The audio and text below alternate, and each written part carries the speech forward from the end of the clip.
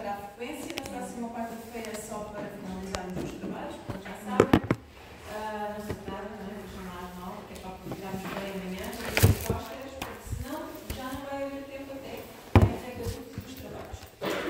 Tal como eu vos tinha dito, convidei a professora Celeste Nunes, vai ser a vossa professora já no próximo ano, em Imunologia, e a vossa professora em Pneumoterapia. A professora Selene é técnica de análise clínica de saúde pública e é coordenadora do Serviço de Saúde do Hospital de Faro, onde acumula também funções de gestora da qualidade. E depois vai explicar isso mais à frente, agora ainda não para assustar. E então, como é coordenadora, parte do trabalho dela envolve gerir uma equipa. E o que a professora Selene nos traz hoje aqui é exatamente essa experiência, como é que nós temos estado a falar dos várias intervenções dos técnicos de análise clínicas e da anatomia patológica e faltava-nos aprofundar mais esta questão da parte da gestão, não é? Que é uma área que vocês muitas vezes desconhecem e então trouxe a professora Selene a falar sobre essa área. Bom dia a todos. Desde já quero agradecer o convite à professora Ana Patrícia para partilhar a minha humilde experiência, não é? Enquanto coordenadora, enquanto gestora do serviço, enquanto gestora da equipa, enquanto gestora da qualidade e, portanto, vinha aqui falar-vos um bocadinho sobre isto. Aliás, eu já tenho dito à professora Ana Patrícia, esta aula é aqui, mas ainda fazia mais sentido quando vocês estivessem próximas já de ir para o mundo laboral, porque isso aí é que era no fundo dar-vos ao fazer uma abordagem de modo que vocês possam compreender a importância de certas atitudes e de certos comportamentos e como isso pode influenciar positivamente ou negativamente, ou diretamente ou indiretamente, o trabalho de uma equipa e o trabalho e a consecução dos objetivos de um serviço e, por sinal, de uma instituição. Eu vou começar por falar um bocadinho sobre as soft skills. Antigamente quando nós iniciávamos um trabalho, ou quem ia recrutar pessoal, tinha muito em mente só a importância das competências técnicas dos colaboradores. Mas isso, estamos todos a chegar à conclusão que uns mais rapidamente, outros um bocadinho mais lentamente, todos acabam por chegar e fazer, porque a partir do momento em que têm um certificado aqui da universidade a dizer que vocês têm o curso X, vocês têm que já provaram de alguma maneira que são capazes. Pronto, temos que acreditar nisso. Portanto, mas fica toda a outra parte, que são as tais soft skills.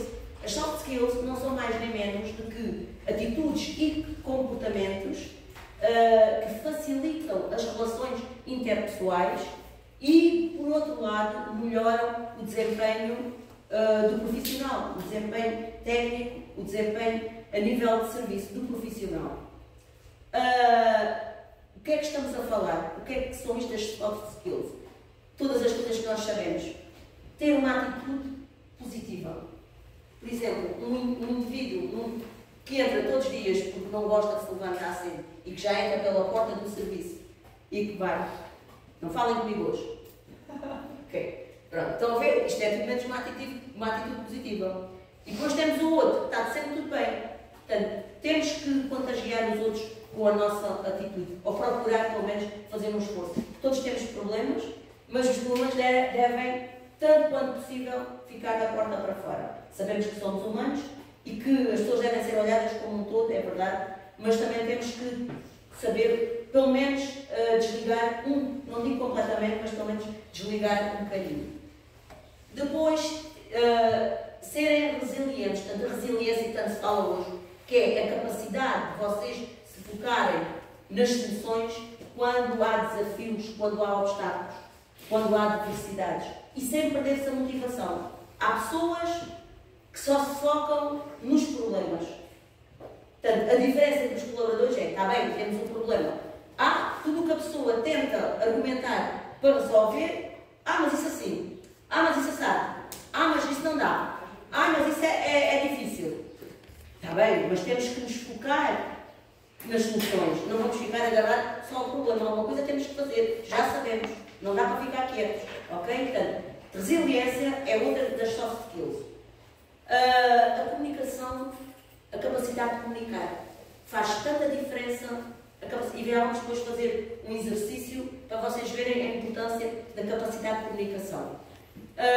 Depois temos também a gestão, por exemplo, a capacidade de nós gerir o tempo. Vocês na vossa vida têm muitas coisas para estudar, têm trabalhos para fazer, têm as frequências, têm tudo isso. Mas têm que saber priorizar, certo? Porque senão então não se chega a lado nenhum. Portanto, isto é fazer uma gestão eficaz do tempo. É sabermos definir as nossas prioridades. Eu tenho imenso trabalho para fazer, mas eu tenho que priorizar e cumprir prazos. É assim, até a data tal, então tenho isto para entregar a data tal. As outras coisas têm que ficar para trás. Vou-me dedicar a outra coisa. Depois tenho isto para entregar a data tal. E assim eu cumpro os meus prazos. Ok? Portanto, a gestão do tempo, então quem trabalha também em serviço de urgência, isso é muito importante. É assim, imaginem que vocês têm uma técnica que leva 2 horas e têm outra técnica que leva 1. Vocês devem começar pela técnica que leva 2 horas, certo? Já estão a otimizar o vosso tempo. Porque enquanto a outra está a incomodar, por exemplo, já começam a picotar a outra técnica. E isto chama-se gestão do tempo, otimização do vosso tempo, priorizar o vosso tempo, ok?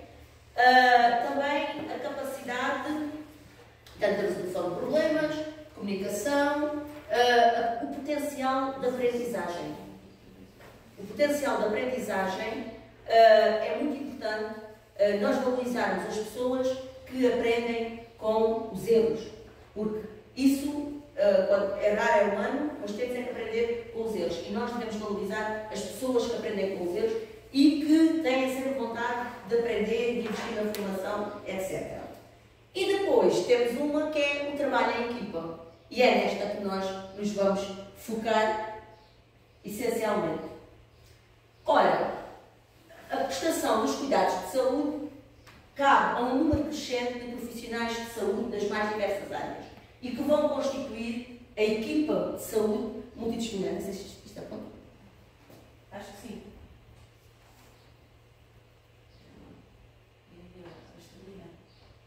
Ou seja, a história devia ter uma já cedo, não? Então, foi a vida. É uma pergunta. Pois, não interessa. Que vão constituir a equipa de saúde multidisciplinar. E esta equipa de saúde multidisciplinar tem uma missão dentro da organização, que é a nossa razão de existir, que é a nossa missão, que é a prestação de cuidados de saúde globais e de excelente qualidade. Ok? Nunca nos podemos esquecer disso. Mas aqui entram logo 2 fatores muito importantes. Dentro disto que aqui está, que é o relacionamento interpessoal e a comunicação. Mais uma vez, o papel da comunicação. Comunicação com a maneira como comunicamos com os nossos utentes e com os nossos clientes. Temos que ter formas de falar com os utentes e com os nossos clientes. E mesmo até, portanto, tudo isto que aqui está são os nossos stakeholders. Stakeholders são todas as partes envolvidas no processo, todos os colaboradores, todas as entidades, tudo o que está envolvido no processo da prestação de cuidados de saúde, ok? E assim nós temos que gerir tudo isto, porque eu, enquanto líder dessa equipa, enquanto coordenadora, eu também tenho um papel e eu tenho que saber falar tanto com os utentes, ok? Com os colegas de profissão e também com os colegas das áreas de saúde, tal como vocês, quando entram, porque vocês, se forem para uma instituição de saúde ou até se forem para um laboratório privado, é a mesma coisa, há sempre uma equipa multidisciplinar e cada um deve ter o seu papel bem definido, ok? Para não, porque se evitam muitos stresses e desgastes e conflitos com, por exemplo, a definição das vossas funções, ok? Qual é o vosso papel? Nunca esquecer que estamos todos a trabalhar para isto. E às vezes eu já tive situações, por exemplo, nós na medicina transfusional temos uma parte que está fora, portanto, pertence à cadeia transfusional, mas que está fora do serviço. aliás, são duas partes. Portanto, a cadeia transfusional começa na colheita da amostra e vai até à administração do componente. A parte de preparação dos testes imunohematológicos e do envio dos componentes são vocês que vão fazer, mas a parte da administração do componente é o enfermeiro que está à cabeceira do doente. Mas nós precisamos de ter algo, de ter uma evidência que garanta que o componente que nós vamos enviar para o Sr. Manuel Joaquim foi de facto administrado ao Sr. Manuel Joaquim e não num repente qualquer. E se a transfusão a que horas iniciou, a que horas terminou e se correu normalmente ou se houve algum sinal ou sintoma adverso. Isso tem que ficar registado numa folha, porque é o sistema que nós temos de controlar isso. Existem outros sistemas já mais evoluídos, mas nós não temos, portanto não podemos agarrar àquilo que não temos, temos que fazer as omeletes com os ovos que temos e pronto, acabou. E então enviar uma folha, essa dita folha, esse tal registro, junto com os componentes. Quando eu estava a implementar a qualidade lá no serviço, já vai em 2009, 2010, eu fiz uma visita a todos os serviços que isso ia ser enviado. Uma das enfermeiras, uma enfermeira responsável do serviço, respondeu imediatamente. E isto é um requisito legal, atenção, não fui eu que inventei. Isto é um requisito legal da nossa atividade. E a enfermeira disse-me, os meus enfermeiros não vão preencher nada disso. Portanto, estão a ver, isto é tudo, menos o que é comunicação e relacionamento interpessoal favorável. Ok? Portanto, e nós temos que saber lidar com isto. Portanto, não se consegue dessa forma, vai-se a outras esferas, mais acima, mais ao lado, enfim, tenta-se fazer o possível. A sorte também foi que nesse serviço depois mudou a chefia. E a chefia aconteceu logo um incidente adverso relacionado com a transfusão e a chefia percebeu a importância daquilo. Portanto, deixámos de ter problemas com esse serviço. Percebem? Mas isto tudo tinha sido logo evitado se as pessoas fossem abertas. Porque a pessoa só vê sempre logo tudo o que é pedido como... E é verdade, as pessoas estão sobrecarregadas de trabalho e isso é compreensível, é verdade. Mas também temos que ouvir, saber ouvir. É muito importante sabermos ouvir. E qual é o motivo que leva àquilo? Porque, no fundo, estamos a prevenir, se calhar, situações bastante mais graves. Ou perder-se este bocadinho a registar. Mas também é um problema de, como são profissionais de áreas diferentes, não são profissionais... Lá está. Há esse atrito logo. E é isso que não se pretende, porque nós estamos todos aqui para o mesmo. Ninguém é mais importante do que o outro. Porque nós não avançamos sem o papel do outro e o outro não avança também sem o componente. Portanto, é tudo importante. E mesmo aqui, dentro da comunicação com outras áreas, a minha postura é tentar sempre levar isto e quando peço alguma coisa, quando solicito, quando peço alguma coisa para virem fazer ou que é preciso fazer ao nosso serviço, é uma atitude de humilde. Se a pessoa vai logo a matar, então não consegue nada. E a humildade é importante em tudo na nossa vida. Isto é uma coisa que devia ficar a toda a gente, que é um valor humano que hoje em dia existe pouco, mas que se devia fomentar mais, a humildade. Por exemplo, nós precisamos todos os dias, por exemplo, ainda ontem tivemos um canto que estava a perder água. Tem que se chamar o Serviço de Instalações e Equipamentos. Nós somos um serviço que somos fornecedor, mas também somos clientes destes serviços. Somos fornecedores porque fornecemos componentes sanguíneos para os serviços clínicos, mas também somos clientes de outros serviços, nomeadamente do armazém clínico, do armazém farmacêutico, do Serviço de Instalações e Equipamentos, do DEI, que é o Departamento de Investigação e Ensino, que antigamente era o CEFIC, agora está o CEFIC, está incluído dentro do DEI. Portanto, tudo isto existe dentro do hospital. Existem os serviços de recursos humanos, existem os serviços financeiros e nós não estamos isolados na nossa quinta. Nós temos que interagir com todos estes profissionais e isto é extremamente importante. O relacionamento interpessoal, cultivarmos um bom relacionamento interpessoal e a comunicação positiva, a comunicação humilde, portanto, a comunicação aberta, tudo isso, ok? Ai, desculpem.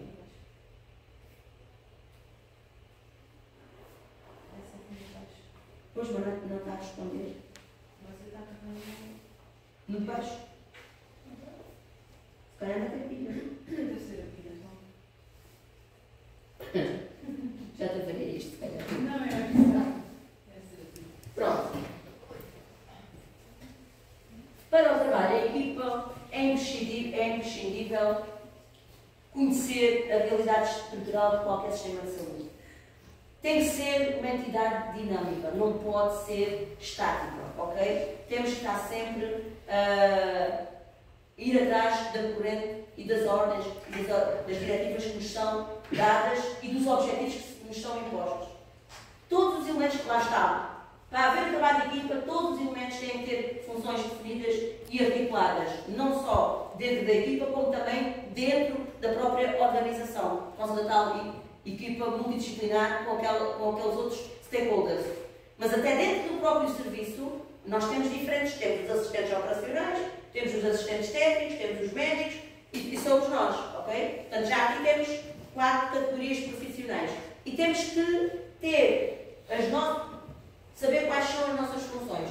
Por exemplo, mais uma vez, vou dar um exemplo, quando se havia, isto é para vocês terem noção da importância que é saber decidir. Saber o que é está definido, quais são as funções.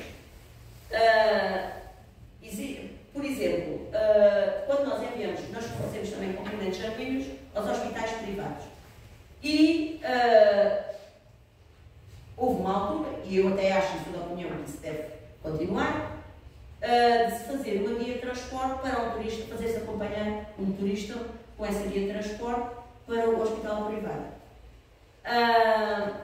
Porquê? Porque o turista pode ser parado por uma autoridade e deve demonstrar que aquilo que leva ali, não é? São produtos humanos, é sangue humano, portanto, que não é para fazer uma macumba, que não é para tráfico de nada, ok? E então, quem é que vai fazer a guia de transporte? Isso faz parte das funções do administrativo, ok? Enquanto houver administrativo. Quando já não houver administrativo, então será o TSDT a fazê-lo. São vocês, técnicos superiores de diagnóstica e terapêutica da área de análises clínicas, ok? São vocês que o vão fazer. O que é que acontece? No outro dia tive um problema, que até nem foi aqui, foi em Portimão, porque eu também sou gestora lá de Portimão, e ligam-me. Temos aqui um problema. Quem é que faz as guias aí em Faro? Eu disse, então, as guias são feitas por administrativo. Mas vamos lá ver. Imaginem que está um administrativo e o outro está de férias. E temos o administrativo sozinho e que está a atender de dores. Eu sou completamente a favor que, em prol do bem do serviço e em prol do doente que está à espera do componente, que se o técnico tiver disponibilidade, não pode fazer essa guia, a partir das 17 horas já é ele que faz. Portanto, quando não há administrativa, à noite, ao fim de semana e depois das 17 horas, já é o TSDT que faz. Ok? Porquê é que o TSDT porquê é que não pode haver colaboração entre os profissionais? Nós sabemos o que é que está escrito, ok? Então, e vamos prejudicar, ou vamos pôr em causa os objetivos do serviço, a missão do serviço, porque um não quer fazer porque está escrito o que o outro fez? Temos que ter um bocadinho de bom senso, ok? Porque se calhar o técnico estava lá e tinha disponibilidade para fazer. Não sabemos. No outro dia também tive outra situação em Faro, foi ao contrário. Foi a mesma coisa. A administrativa tinha para fazer, estava a atender a dores e pronto. E isto vocês não imaginam. Pode gerar logo um conflito. Começa logo de manhã. Muitas vezes começa logo um conflito de manhã. Isto é daquelas coisas em que o bem do utente tem que ser maior. Tem que estar acima de tudo. Tem que estar acima do resto. Imaginem, eu tenho uma auxiliar no serviço e tenho um doente emergente na urgência. E o doente está à espera do sangue. E a minha auxiliar foi levar o sangue ao doente. O doente é urgente, os componentes lá cheguem. Eu vou ficar à espera? Não. Eu se ver que aquilo é mesmo urgente, eu pego naquilo e vou eu levar. Não estou à espera que alguém vá levar. Depois, estas atitudes, muitas vezes, até isto pode gerar conflito. Porque depois metade da equipa é a favor que a pessoa leve logo e outra metade é contra, não faz parte das soluções. Estão a ver o que é que isto é? É muito complexo trabalhar em equipa. Quer dizer, esquecem-se rapidamente, não é? Sim, sim. Do porquê de existir, não é? Sim, que é para o bem do tempo. Que é para o bem do tempo. E tu tens, às vezes, isso, por exemplo, também. Eu trabalhei na urgência do Hospital dos Capuchos e havia pessoas que não falavam. Tínhamos uma equipa, imagina que éramos 3 ou 4. E havia pessoas que não falavam. Uma ficava na hematologia, outra ficava na bioquímica. E eu, por exemplo, ia para as colheitas. É assim, uma ficava na hematologia e outra ficava na bioquímica. Imaginem que o equipamento da bioquímica tinha um problema e a outra pessoa estava completamente relaxada porque o seu trabalho estava a fluir e não é capaz de dar uma ajuda ao colega que está na bioquímica. Isto não é trabalho em equipa. Isto, decididamente, não é trabalho em equipa. É um lado nenhum. Porque existe a equipa, mas não há trabalho em equipa. Ok? Porque não se está a pensar em dar uma resposta mais rápida possível, que está na urgência, à espera de um diagnóstico, para iniciar um tratamento ou uma terapêutica. Ok? E isso faz toda a diferença. Por outro lado, também existem os tais mecanismos de circulação de partilha de informação clínica e não clínica. Clínica, para termos acesso aos dados clínicos do doente, enquanto serviços, não é? Tipo, existe o ALER, existe o S-Clinic, existe o processo clínico. O nosso serviço tem um sistema que é o OASIS, só para Serviço de Imunoterapia, que está em rede com o Instituto Português de Sangue. E isso é o que são estes mecanismos de partilha de conhecimento e que são importantes. Por exemplo, eu peço, se eu tiver necessidade de Santo de Lisboa, eu peço.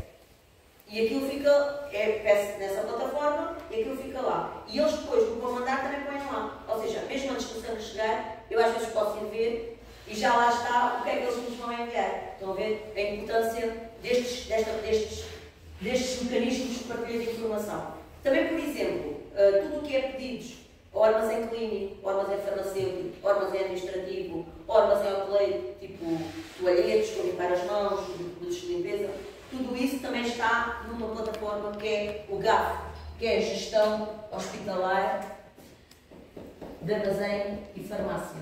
Os reagentes também são pedidos através deste GAF. Portanto, tudo isso está informatizado hoje em dia. O próprio Cisco o próprio registro biométrico está informatizado. Portanto, temos uma plataforma e os gestores de escala têm que ir lá validar todas as picagens ou não os colaboradores fazem. Portanto, isto são tudo ferramentas de partilha de informação. Mas atenção, que estas partilhas têm que sempre respeitar os princípios da ética e da confidencialidade, ok? E, por isso, às vezes, tem que também haver diferentes níveis de acesso. E quem é que vai aceder a isto ou isto ou aquilo? Isto é muito importante, ok? E quando se fala em qualidade, isso então é uma das coisas que a proteção de dados que hoje em dia está na berra, o Regulamento Geral da Proteção de Dados, portanto, isto tem que ser tudo muito acautelado. É claro que tudo isto vai levar aos melhores resultados de qualidade técnica e humana. Se as coisas funcionarem, obviamente. O que é então trabalho em equipa? Portanto, é uma ação conjunta por um conjunto de indivíduos em que cada uma subordina os seus interesses e opiniões individuais à unidade e eficiência do grupo em que está inserida, ou da equipa em que está inserida. Ok? Porque muitas vezes as pessoas podem estar em grupo. Portanto, o que é um grupo? É diferente de uma equipa. Os grupos, os membros trabalham independentemente, ok? Só que muitas vezes não fazem para o mesmo objetivo. Estão virados mais para os objetivos pessoais. E isto, vocês sabem já, vocês trabalham em grupo aqui na universidade, certo? E já perceberam também isso, certo? A equipa, o trabalho em equipa, o verdadeiro trabalho em equipa, os membros trabalham independentemente, mas trabalham para os objetivos comuns, sim, isso é lógico, mas também para os objetivos, para os objetivos individuais, mas também para os objetivos comuns.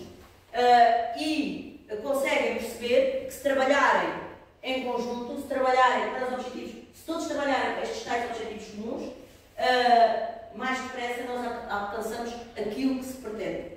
No vosso caso, é uma boa nota, não é? É que eles fazem, daquilo que eu tenho visto, trabalhos de grupo e não trabalhos de equipa. É isso mesmo. Muitas vezes isso não acontece. Uma equipa de sucesso deve ter as seguintes características. Deve ter um objetivo claro, ou seja, devem conhecer quais são os objetivos que estão definidos para o serviço. A estrutura deve ser orientada para atingir os resultados, porque se nós tivermos os objetivos, mas a estrutura não estiver orientada para os resultados, não vamos a lado nenhum na mesma. Temos que ter membros competentes, não só nas competências técnicas, mas nas tais competências sociais e comportamentais que eu falava logo no início da aula. Devemos ter membros comprometidos com o objetivo. E aqui agora é a altura de eu introduzir aqui o conceito do comprometimento, que é a história da galinha e do porco. Vocês acham que há diferença entre o indivíduo que é comprometimento ou envolvimento?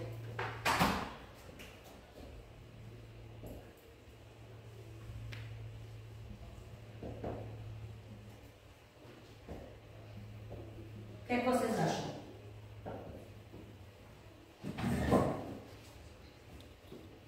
É igual ou é diferente?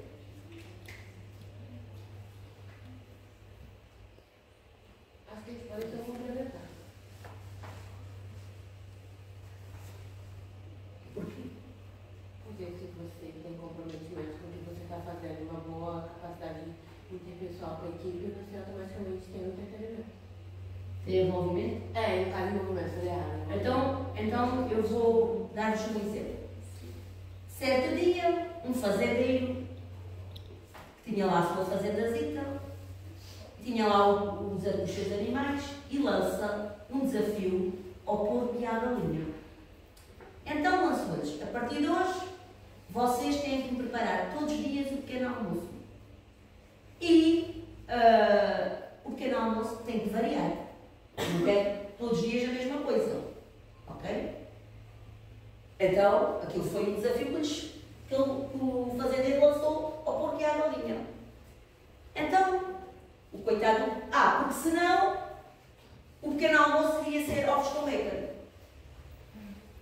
Se eles não apresentassem nada, iria ser ovos com bacon. Coitado do porco, fartava-se de procurar, aqui e ali, arranjar ideias. E a galinha, feliz da vida, ciscava aqui, ciscava ali, à procura da sua minhocazinha e tal. O porco, cada vez ia ter mais dificuldade. Até houve um dia que o porco, coitado, não conseguiu. Qual é que vocês acham que estava comprometido e que estava envolvido? O porco estava aqui. O porco estava comprometido que tinha o pescoço. Porque depois acabou por ver ovos com bacon. A galinha apenas estava envolvida a dar o seu ovinho. Estão a perceber a diferença? Agora, como é que são vocês perante a vossa vida? Perante os vossos estudos? Vocês estão envolvidos com os estudos ou estão comprometidos com os estudos? São porcos ou são... Estão mais para porco ou mais para galinha? Estão mais para porco ou mais para galinha? Pois. Há uns quantos galinhas, há uns quantos porcos e há uns no processo de transição, não é? Também há diferenças entre colaboração e cooperação. Okay? O que colabora agressivamente com o serviço, com a equipa em que está inserido. Ok? E o que colabora vê tudo como cada atividade, cada desafio que é lançado, como uma nova oportunidade de aprendizagem, como mais um feito. O que coopera? Cada coisa que se diz que é para se fazer, mais uma chatice. É tudo mais uma chatice. Ok? Apenas faz o seu trabalho, mas faz o mínimo. Está a cooperar apenas. Não está a colaborar ativamente. Ok? Também existe diferença entre isto. Eu no meu serviço já perguntei numa reunião, vocês estão mais para porco ou mais para galinha? É que eu acho que há aqui muita gente que está mais para a galinha do que para porco. E o porquinho é mais bonito que a galinha. Pronto. Lá está, tem que haver um ambiente de colaboração. E temos que ter padrões elevados, objetivos, como é que é dizer, ambiciosos, mas que devem ser percebidos, a importância devem ser percebidos por todos, ok? E também há uma coisa muito importante, é que tem que haver apoio e encorajamento externo, ou seja, também nós, sem os recursos materiais e humanos, muitas vezes este sucesso fica comprometido, ok? Isso também é muito importante, que nos garantam os tais recursos materiais e humanos, que faz toda a diferença. Porque em casa onde há pão, todos ralham e ninguém tem razão, certo? Lá diz o velho ditado. Nem sei como é que eu troco sempre os ditados todos, mas acho que sim. E depois, uma coisa muito importante, temos que ter um líder competente e aceito e respeitável. Ok? Porque se isto não funcionar, se este líder é muito importante o papel do líder. E assim vamos entrar então no campo da liderança. Ora, existem vários tipos de liderança. Vários tipos. Antigamente falava-se destes tipos que era o autoritário, o participativo, o delegativo. Hoje em dia fala-se de transacional e transformacional. Pronto. Mas vamos primeiro aqui a estes antigos. Imaginem, eu vou fazer uma reunião de serviço, eu tenho um procedimento que tenho que alterar. Que não me parece que esteja bem. Eu, enquanto líder, ok? E chego à reunião e digo assim, meus amigos, está aqui isto, a partir de hoje isto faz assim. Isto, mas nós não vamos conseguir, porque isso é impossível, porque não sei o quê. Não me interessa. Isto é um líder autoritário, ok? Posso fazer a mesma coisa e dizer assim, olha, então, vamos todos sentar e cada um vai dar a sua opinião, vamos fazer um brainstorming, que é uma coisa muito positiva, porque cada pessoa tem uma maneira diferente de ver as coisas e certamente aquilo e as experiências e o que um já passou dentro do serviço ou que já viveu é diferente do outro, certamente, que não viveu aquela situação, e isso traz uma grande vantagem do trabalho em equipa. Por outro lado, também posso pura e simplesmente dizer assim, olha, tu e tu vão tratar deste assunto. E tenho um estilo de liderança delegativo. Na minha opinião, umas vezes temos que ser autoritários, outras vezes temos que ser participativos e outras vezes temos que ser delegativos. Agora, cabe ao líder ter a sabedoria de saber o que é mais eficaz e eficiente para aquela situação, ok? Há coisas que eu não posso deixar na mão dos outros, porque senão eles não iam fazer, ok? Se eu dizer assim, olha, vamos, o que é que acham disto? Acham que se deve fazer assim? Não, deve ser que não é. Meus amigos, é assim, olha, uma das coisas, por exemplo, é os horários. Eu posso dizer assim, eu posso pôr em discussão, dar a oportunidade às pessoas de se manifestarem, por exemplo, numa reunião de serviço, relativamente aos horários de trabalho. Mas há coisas que eu não posso, que é assim, porque senão eu estou a infringir as regras do trabalho. Por exemplo, há pessoas que gostam de fazer turnos de 16 horas. Isso não é legal fazer turnos de 16 horas. Portanto, aí eu não vou estar aberto. Ok? Mas agora é assim, imaginem que, então, não podemos fazer 16 horas, mas podemos fazer turnos de 12, em vez de fazer das 8, porque as pessoas querem menos dias, menos vezes aos serviços. E depois é assim, também há os que querem e os que não querem fazer turnos de 12. Há uns que têm 12 porque lhes dá jeito pela vida familiar. E há os outros que não querem fazer 12 horas porque não aguentam fazer 12 horas. Seja por motivos de saúde, seja pela idade, seja aquilo que for. Vocês estão a ver o complicado que isto é? Tanto. Mas quando é estas coisas, eu aprendi que, se for eu a decidir, a culpada vai ser sempre eu. O torno dessa responsabilidade vai sempre ser atirado para mim. Então eu aprendi muito fácil, que é fazer sempre reunião e cada uma vai manifestar-se. E sabem o que é que acontece? As pessoas dizem isto, ou que querem defender uma coisa, passado os tempos já estão a defender outra. E isto ficou escrito, e a pessoa diz, mas tu disseste isto. Nem sou eu que digo. Os próprios colegas acabam por se aperceber disso, estão a ver? Portanto, isto acaba por ter que se saber, acaba por ter que se haver uma mistura destes. Na minha opinião, é o mais eficaz, depende da situação, assim é o estilo de liderança que tem que ser aplicado. Ok? Que é para a coisa funcionar da melhor forma. Agora, fala-se muito em liderança transformacional, que leva a alterações ao nível das atitudes e comportamentos, em que os pilares deste estilo de liderança são a confiança, é o respeito, a colaboração, o comprometimento. Ok? Portanto, neste momento, talvez seja o estilo de liderança ideal. Mas, lá está, sempre com alguma contenção. Depois, temos a liderança transacional, em que as táticas deste líder pautam sempre pela obediência a regras e cumprimento das metas estabelecidas. Não se pode também, nem tanto ao mar, nem tanto à terra. Temos que ter alguma, como é que é dizer, alguma flexibilidade, é mesmo isso. Flexibilidade, temos que ter algum bom senso para saber qual será o melhor caminho, porque no fundo a gente também pretende que as pessoas estejam motivadas, nunca nos podemos esquecer disso, ok? E isso é meio caminho andado para isto, ok? Para conseguir o nosso objetivo.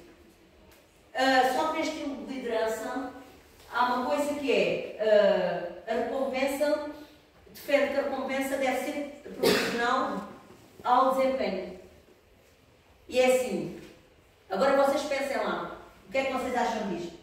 A recompensa deve ser proporcional ao desempenho?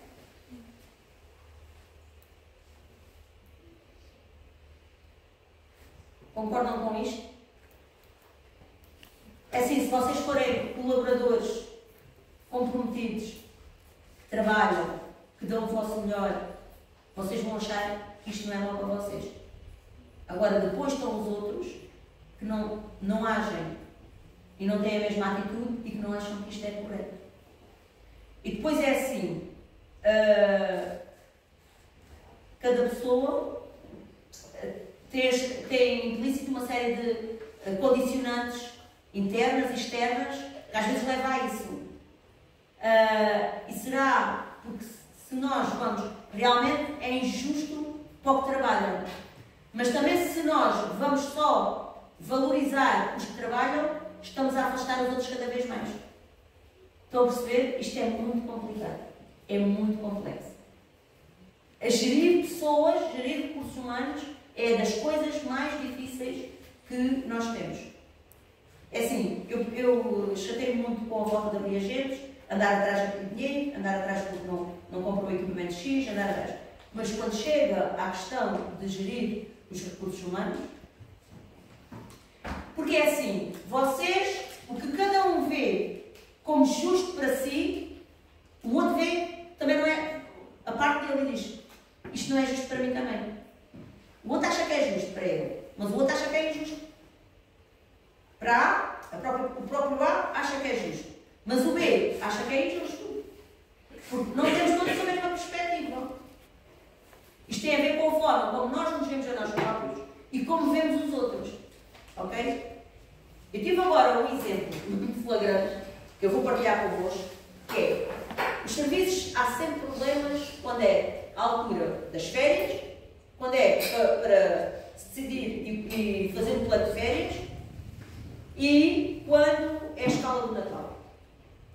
Porque o Natal é o dia 24 e o dia 25. E temos que ter duas pessoas de manhã, duas pessoas à tarde e uma pessoa à noite. Duas pessoas de manhã, duas pessoas à tarde e uma pessoa à noite.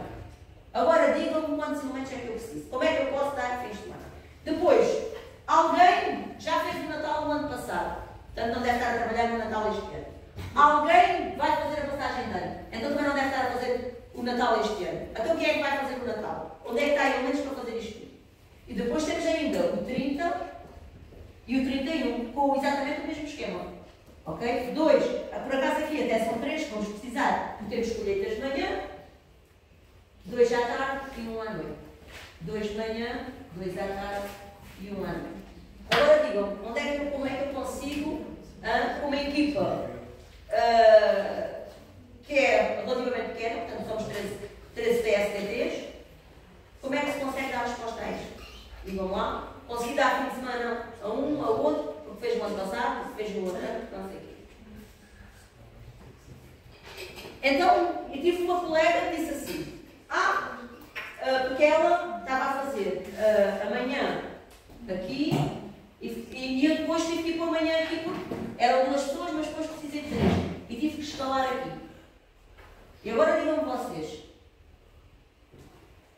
esta pessoa, eu disse assim, olha, calhou-te a ti, porque tinha só aqui 2 pessoas e ela de facto não estava escalada. Mas como vão haver colheitas, eu tive que escalar mais uma pessoa. E eu disse, olha, é assim, escalei-te ali, pois está a ver, e depois eu disse, olha, mas tu fazes anos aqui o dia 17, o fim de semana 17 e 18, isto é segunda-feira, isto é sábado, domingo e segunda. Eu disse, olha, como eu pus aquilo ali, eu até tentei dar o teu fim de semana de anos, fim de semana prolongado, que era para compensar. Mas está a ver? Não acho justo. Não acho justo, nem para mim, nem para não sei quantos, porque ela também está a fazer o dia 25 faz não sei o quê, e o dia 31 também está a fazer amanhã. Desculpa, isto é o 30. Isto é o 31 e 1. E eu disse, e eu não estava a perceber aquela razão de ser daquela. Porque é que não achava justo? Eu disse, então, mas no dia 31 de manhã há festa de passagem de ano? Ou a festa é só à noite? Estão a perceber isto? As pessoas, quando vão trabalhar para o hospital, têm que se mentalizar que aquilo a vida não é só trabalhar para o hospital. É bonito dizer, trabalho no hospital. E o que é que se faz no hospital? Nós estamos lá para prestar aqueles cuidados que são tão doentes. Não é para ver quem é que vai fazer Natal nem passagem de ano. As pessoas têm que se mentalizar nisso. Ok?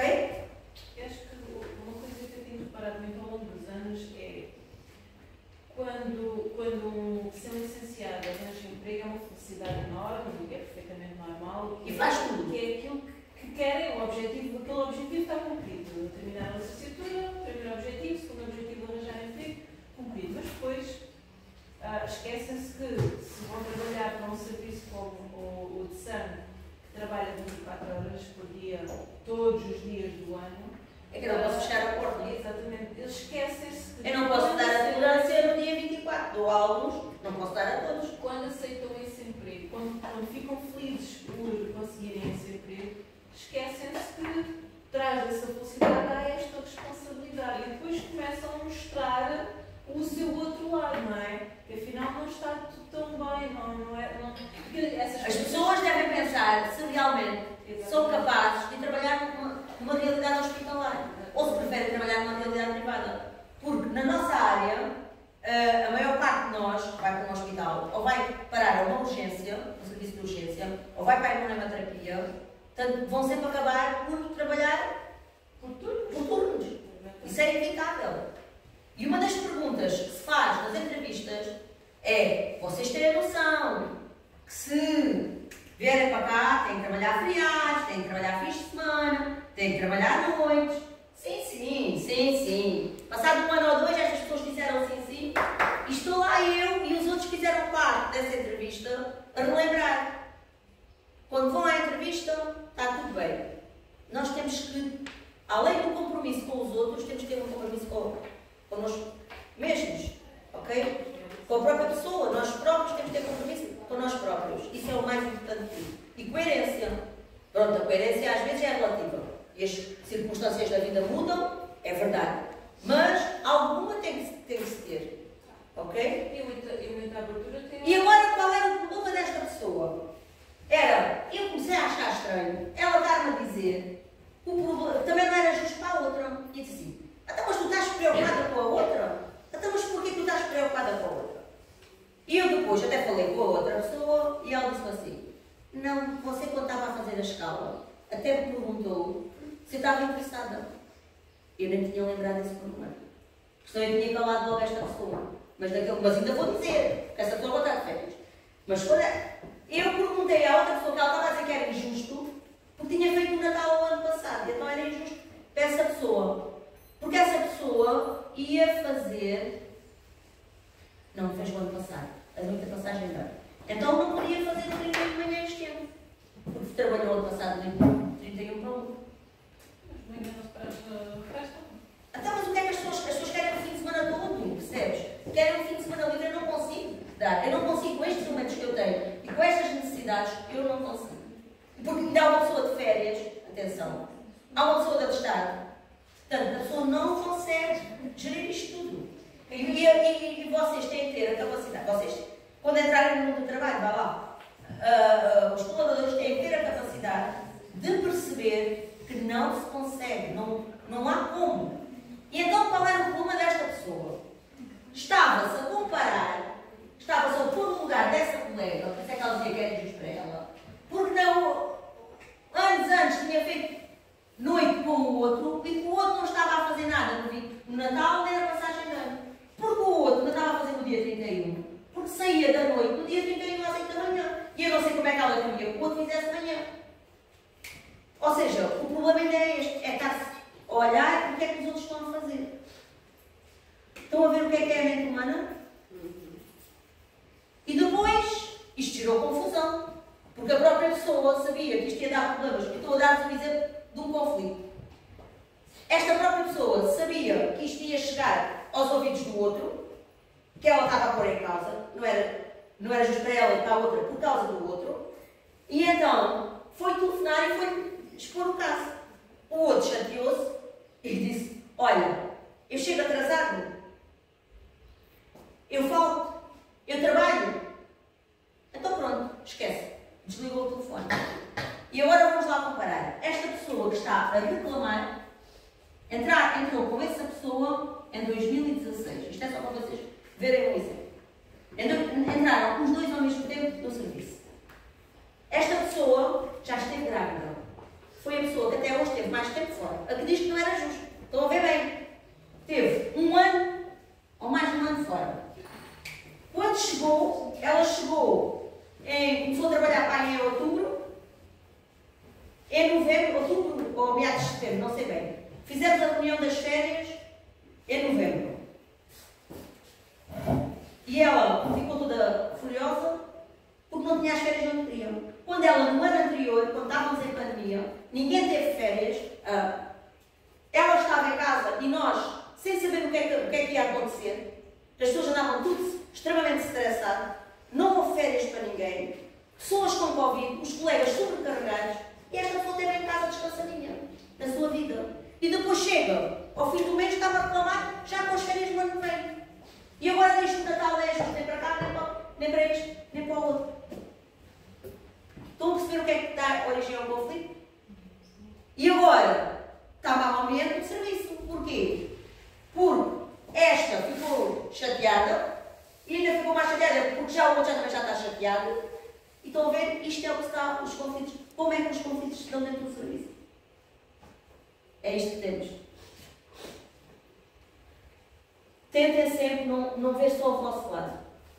Isto é um conselho que eu vos dou e é um conselho que serve para a vida, não serve só, serve para tudo na nossa vida, não serve só para o trabalho. Até nas nossas relações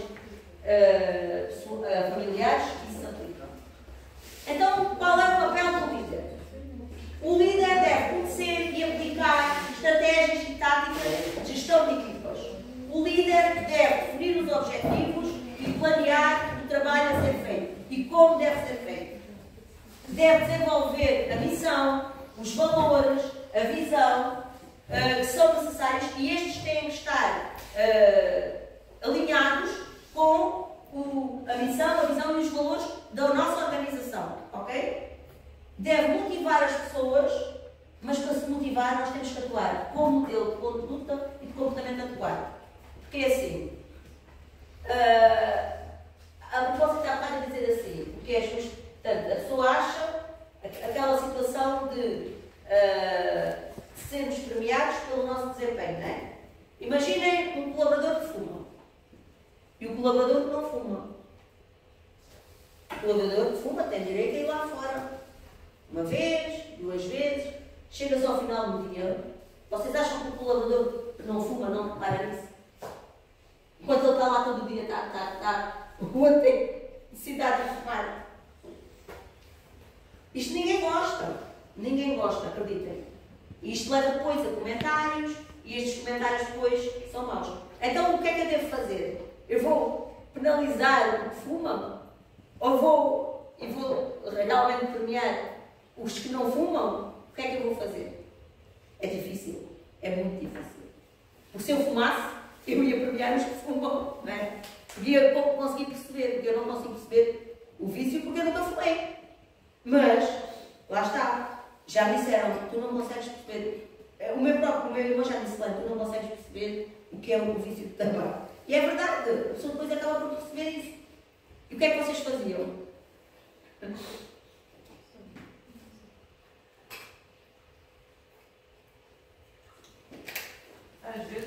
E pior que isso, é ir fumar em grupo. E deixar uma desgraçada que não fuma lá sozinho. Estão a ver isto?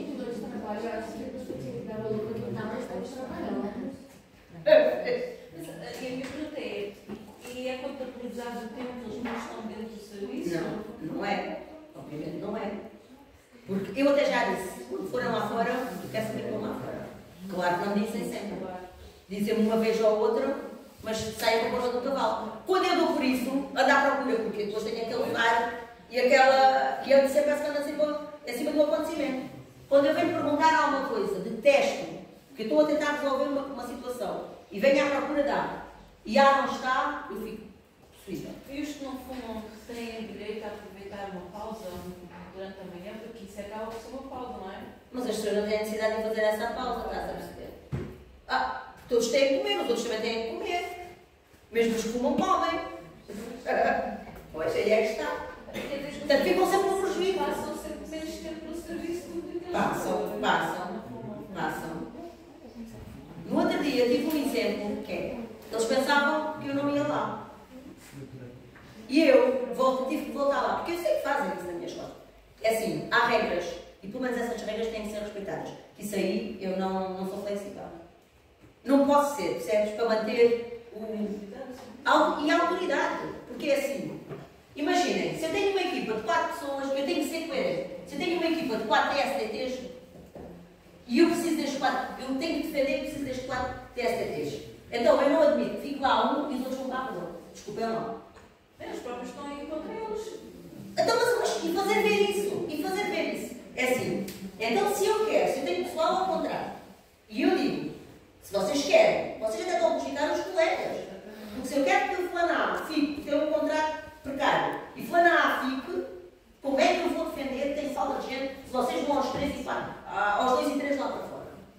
Como é que a gente consegue? Pois, isto, temos que ser coerentes.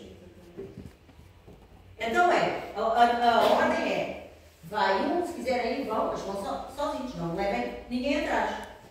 No outro dia cheguei lá, porque não era a hora de já lá estar, e eu calhei lá porque me tínhamos esquecido umas pitaias que a Andresa me tinha trazido.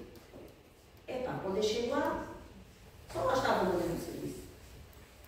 Isso, então, e ela ficou logo lá atrapalhada, porque queria falar, queria me dizer, mas como estava a auxiliar, para não parecer que estava a fazer queixas, ficou calada e só me abria assim os olhos. Nem eu disse que ela me abria os olhos, né? Mas pronto. E disse, onde é que está? Onde é que está a abrir? Foram lá fora. Então e disse, então e sei? Está na casa de banho. Disse, na casa de banho não está, a chave está aqui. Eu comecei logo a encher. E então fui, ia-me embora e pensei assim, vamos já embora antes que eles venham e eu exploda já aqui. Fui-me embora, quando eu venho, vinham eles todos de excursão. É assim, foram de excursão, Fui-me embora. Fui-me embora porque se eu abrisse a minha boca naquele momento, eu ia fazer um estrago. Então, tive que me acalmar, tentar perceber cada um deles, chamar a mim toda esta... Porque nós, lá está, temos também ver o indivíduo como um todo. Só que às vezes isso não é possível nós conseguirmos ver nestes momentos. Todos nós temos essas situações, não é? Em que naquele momento ponderadas, mas há outras que são mais impulsivas. Isto também tem a ver com a personalidade das pessoas. Mas eu, naquele momento, graças a Deus, tive uma iluminação que me fez ir logo para casa e pensei, se eu vou falar, e agora como é que eu vou, porque eu já disse isto, de tantas maneiras, o que é que eu vou dizer a seguir? Será que tenho que ter atitudes mais drásticas? Essas coisas. Será que eu tenho que ter atitudes mais drásticas? Cheguei lá, depois tive folga no dia a seguir. Depois cheguei lá, olha, isso foi um dia que eu vim dar uma aula por causa com o Kevin, acho que era o Kevin. No outro dia tive de folga, cheguei no sábado e estava lá uma das pessoas. E depois eu disse, olha, chega lá aqui ao gabinete. O que é que tu tens-me a dizer daquela situação do outro dia? Pois tens razão, peço desculpa, pronto, não vai voltar. Estás a ver? Eu depois até me senti mal. Porque a pessoa começou logo naquela posição de humildade e eu já não tive coragem para dizer mais nada. Agora deixa lá ver. Eu espero que não volte. Espero que não volte. E pensei, eu também vou falar com os outros dois. Mas como eu já tinha falado com aquela e eu sabia que aquela ia buzinar nos ouvidos dos outros, eu já nem sequer achei muito importante dizer aos outros. Depois veio um e diz-me assim, olha, em relação àquela situação, nem fui eu que fui. Em relação àquela situação, pode ficar descansada que não se vai voltar a repetir. E o outro não disse nada. O outro já foi chamado, é de vez ao gabinete. E já nem sei o que é que tem que fazer, porque da próxima vez tem que tomar atitudes mais drásticas. Essas coisas depois não têm contabilização na avaliação de desempenho? Pois é, estás a ver? Eu não devia ter isso em atenção, mas sabes o que é que vai acontecer? Vou afastar as pessoas. E eu tento, o que é que eu tento na avaliação de desempenho? Tento valorizar os pontos fortes de cada um, em vez de me estar a debruçar sobre os pontos fracos. Mas pronto, mas agora isto sou eu a picá-la, não é? Então, mas e os outros, não é? Imagina os outros, não é? Que não fazem nada dessas coisas. Então, porque é que os outros, escuta, e porque é que os outros que estão na equipa dizem sempre, não me importa, podes ir. Mas depois importam-se. Mas estás a ver, o papel de vilã sou eu que vou fazer. Que eu não tenho autoridade, que eu não vou conseguir fazer nada deles. Estás a perceber? É isso. Chova, não chova, a culpa é sempre tua. Depois, é importante que o líder desenvolva e implemente um sistema de gestão na organização e de qualidade, seja aquilo que for, e deve monitorizar periodicamente os resultados. Para quê? Para tomar ou para implementar ações corretivas, para se promover mudanças, para melhor nós atingirmos os nossos objetivos e, consequentemente, a realização da nossa missão. Ok? Eu uma pergunta para lhe fazer. O objetivo desta aula é mostrar aos alunos uma das não digo saídas, mas uma das tarefas que eles podem desempenhar como PSDPs dentro do laboratório, que é o papel gestor. É para ver o gestor passa. A minha questão é, acha É para ver o gestor passa. É o coitadinho, vocês pensem bem, porque se eu soubesse o que sei hoje, não sei se tinha ido por este caminho. Mas é isso que eu queria perguntar. Acha que... Lá está, mas também é preciso, é tal história. Diz. Acha que no curso eles adquirem as competências para um dia virem a ser gestores, virem a ser coordenadores do serviço? Não. Isto depois depende das necessidades de cada um. Como é que o que eu tento fazer é promover o meu autoconhecimento relativamente ao meu estilo comportamental e de estilo de liderança, para eu ajustar melhor à minha equipa e ver o que é que pode funcionar melhor com a minha equipa. Mas isso vai em cada qual. Eu tenho essa necessidade de ser um bom líder. Porque qual é o papel do líder ao fim e ao cabo? É a capacidade. Há uns que têm jeito para a coisa, é o que se diz que o líder tem perfil para líder. Há pessoas que não têm perfil para líder. Há pessoas que têm. Porque o papel da liderança é influenciar os outros a chegar onde nós queremos e de forma motivada. A fazer aquilo que queremos e com motivação. Ou seja, nem sempre é Hoje em dia, há uma coisa que se fala muito, que é do empowerment.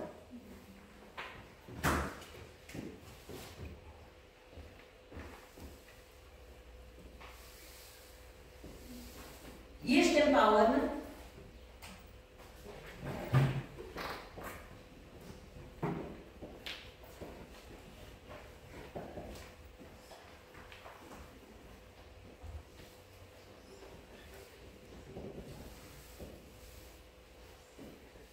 está mais que provado. Portanto, o que é este empowerment?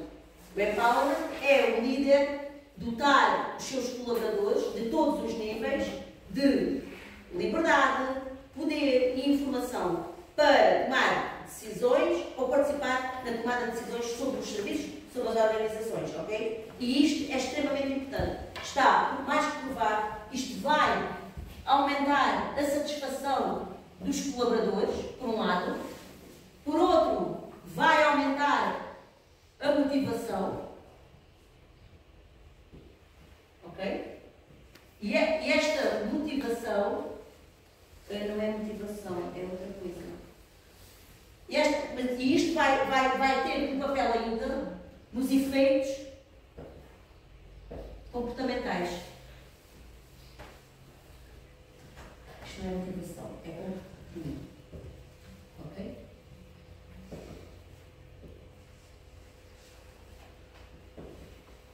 São palavras grandes. Portanto, isto vai ter. Ao dotar os colaboradores de empowerment, isto vai aumentar a sua satisfação, que por sua vez vai melhorar o comprometimento de todos os colaboradores e que esse comprometimento vai ter efeitos a nível do quê? Da motivação, da iniciativa, do empenhamento, da agilidade, da flexibilidade, do empenho e tantas outras coisas. Tá? E que, por sua vez, vai levar também a isto. A tua organização seja criativa e competitiva. Ok? Isto é, hoje em dia, uma das apostas da liderança. É o empowerment. Ok? É dotar os nossos colaboradores de informação, de poder, de conhecimento, de tudo, porque isso acaba, esperemos nós, acabar por ter um efeito benéfico e, claro, por último, quem vai mostrar é a própria organização. Porque a organização é feita de pessoas. Nem mais nem menos. Qual é o papel do líder? É delegar tarefas, mas tem que delegar com eficácia. É assim, eu posso delegar, e para isso eu tenho que conhecer os meus colaboradores, porque eu posso delegar uma tarefa a esta pessoa e a esta. E a esta, se eu fosse, ou melhor, eu já nem delego, porque eu como os conheço, se eu delegar a esta pessoa, eu sei que a coisa não vai funcionar. Mas se eu delegar a esta, eu sei que a coisa vai funcionar. Porque as pessoas têm diferentes talentos, diferentes aptidões, ok? E o que motiva umas não motiva as outras. Então eu tenho de conhecer, mas tem países que têm alguns, os talentos de cada um, para eu poder chegar aos meus objetivos. Okay? Portanto, eu tenho que saber delegar tarefas, sim, e às vezes delegar tarefas é mais difícil do que fazer. Porque a pessoa delega. É assim, imaginem, há coisas, o nosso serviço que é um sistema de gestão da qualidade implementado desde 2009. Pois eu acho que as pessoas ainda não têm uma verdadeira cultura de qualidade. É triste eu dizer isto, mas ainda não têm. Porque ainda estão muito agarradas à cultura cognitiva do erro. E é assim, quanto menos fizer, melhor é. Imaginem, avaria um equipamento. Como é que nós depois vamos saber em que dia ou o que é que aconteceu com o equipamento? Se aquela pessoa depois estiver em casa a testar, ou tiver de folga, ou seja lá o que for. Então, o que tem que ser feito é uma ficha de ocorrência. Cada um tem que fazer isto. Sabem o que é que acontece? Eu tenho que andar em cima, sempre. Já fizeram a ocorrência? Ah, não. Ah, mas eu não tive cá. Então quem é que esteve? Ah, fui eu. Ah, não, mas já não foi comigo, porque foi quando a ser quantos. Mas para que é isto? E depois, a ocorrência ainda não foi feita. Eu tenho uma ocorrência que eu ando atrás de uma centrífuga que se avariou, e depois é assim, isto para o líder é uma sobrecarga. Porque a pessoa não pode desligar e não se pode esquecer. Quando isto era uma coisa que devia ser feita na hora. Se eu penalizasse, lá está, no desempenho, se calhar as coisas iam ser diferentes. Tem outros que não. Tem outras, lá está. Há pessoas que não gostam de ser chamadas de atenção mais que uma vez. São chamadas uma vez e a partir dali a coisa fica. Há outras que não. Podem ser chamadas 2, 3, 4 vezes que aquilo é igual ali. Depende, lá está, do brilho também de cada um. Quando recruta pessoas para o seu serviço, já vai ser bem em atenção estes aspectos todos? Todos, porque lá está. As competências técnicas, era como eu dizia, a pessoa, mais um bocadinho de tempo, menos um bocadinho, mais rápido ou menos rápido, a pessoa chega lá. Agora, por exemplo, a disponibilidade das pessoas para fazer os turnos, para mim, é extremamente importante. Pessoas que não levantam problemas, pessoas... E tem lá pessoas que, lá está, vão fumar muito, mas depois também não me chateiam com a escala. Estão a perceber? Isto é... A pessoa, lá está, a perfeição não existe. A perfeição não existe. É o ser humano, no seu melhor. Lá está, temos que saber envolver as pessoas de forma a que elas se sintam comprometidas. Temos que saber ouvir, isto também é muito importante, saber ouvir, porque às vezes as pessoas têm este ou aquele problema e nós, se calhar, damos um bocadinho naquela altura que a pessoa não está tão focada no trabalho, acabamos por dar algum devido de desconto e também perceber os motivos, às vezes, porque é que aconteceu isto, ou porque é que houve esta queixa, ou porque é que isto não funcionou, etc. Lá está. E o líder tem que saber compreender e lidar com as diferentes personalidades. Lá está. Isto é papel do líder. Ter que levar com isto tudo, o líder tem que saber gerir isso tudo. Tem que definir a missão, já foi dito. Tem que conhecer os projetos da instituição, que eu poder aplicar nos serviços. Tem que estar atento a tudo, aos colaboradores, aos recursos, aos objetivos do serviço, a tudo.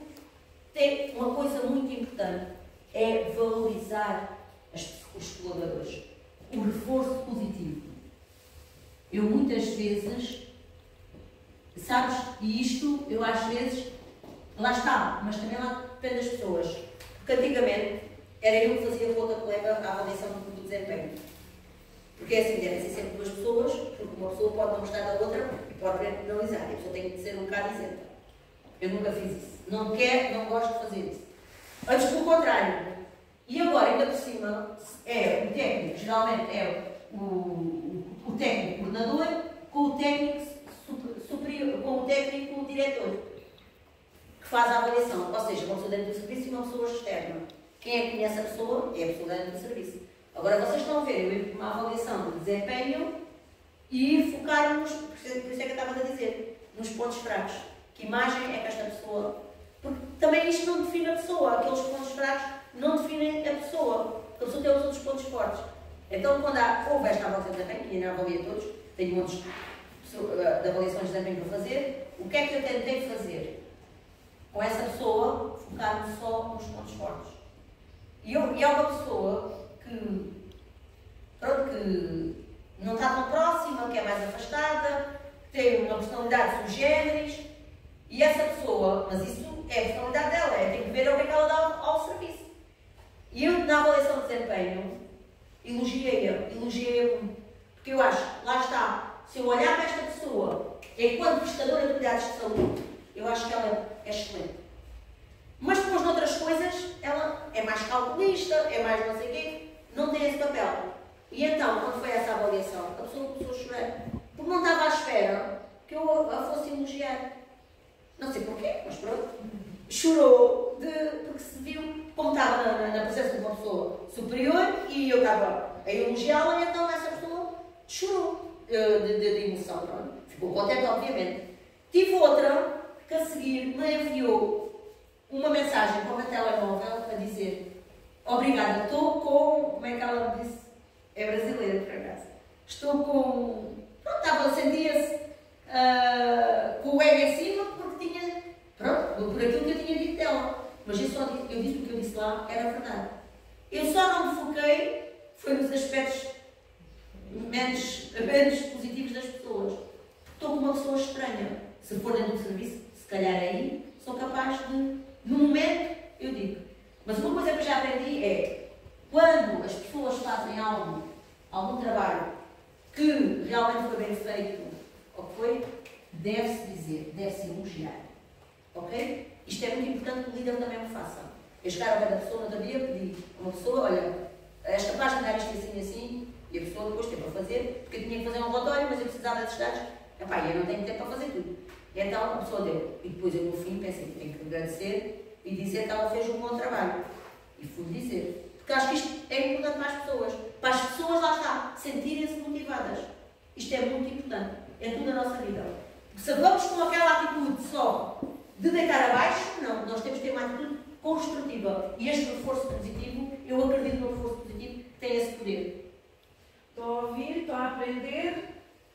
Isto não é só dentro do serviço, é também na aplica-se sala a de aula. tudo. Na nossa vida também. E na sala de aula, que é que eu estou sempre a dizer, eu estou cá para eles, mas espero que eles também saibam dar resposta aos meus pedidos. Não é?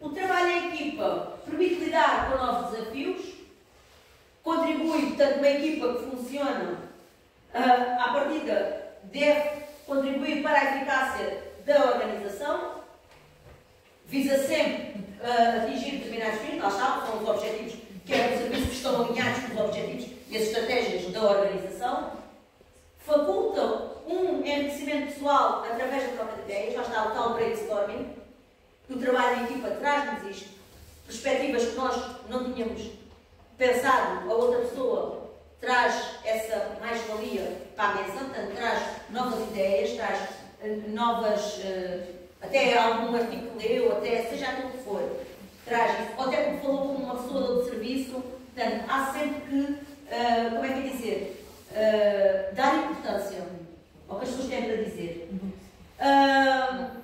Distribui a responsabilidade por todos os membros da equipa, e isto já é um bocadinho mais difícil, porque lá está. Eu tenho atividades que eu, delega A, delega B, delega C, e quando dou por mim já está só B e C a fazer, o outro já não está a fazer. Então, depois vêm elas, pois, você disse isto, mas estava do para mim e para não sei quantos, porque o não sei quantos não fez, porque não faz, estão a ver. É este tipo de coisas. É o mesmo que vocês quando estão a trabalhar em grupo, certo? Sentem um bocadinho isso às vezes, não? Vocês é que têm que fazer o vosso autoconhecimento do vosso estilo comportamental enquanto alunos, enquanto membros dos vossos grupos, na vossa vida, etc. Portanto, a responsabilidade deve estar distribuída por todos os membros da equipa e deve-se fomentar o espírito de equipa, porque, obviamente, aquilo que já foi dito até agora, consegue-se mais facilmente atingir os objetivos. Vantagens, lá está. O máximo aproveitamento do talento de cada um, era aquilo que eu dizia. Eu conheço uma pessoa que eu, olha, anda cá, quando eu tenho um documento, formata-me lá aqui isto, precisamos alterar este impresso. E essa pessoa gosta dessas coisas. Mas se eu lhe der para contar questionários, esqueçam isso, não contam. E eu estava sempre a chatear com esta pessoa porque ele não fazia isto. Já desisti. Portanto, cada um deve ser aproveitado onde mais tem. Acho que neste momento é aquilo que eu tenho em mente e que eu tenho na minha cabeça, é essa máxima. Também há uma máxima criatividade ao serviço do projeto, ao serviço dos nossos objetivos, ao serviço da nossa missão. Há uma maior motivação nas metas a atingir. Se funciarmos a equipa e se as pessoas tiverem um bom relacionamento interpessoal, certamente vai haver uma maior motivação. A descentralização do poder também resulta uma maior responsabilização de cada colaborador. Há uma maior rapidez na concretização logo na produtividade. Lembram-se do exemplo que eu dei do laboratório onde eu trabalhei, que as colegas estavam chateadas, então uma não se ajudava à outra. Quem é que vai pagar com isso? O tempo de espera do bebê na urgência. Portanto, não há maior rapidez porque não há trabalho em equipa. Na sua verdadeira essência. Há uma equipa, mas não há trabalho em equipa ali.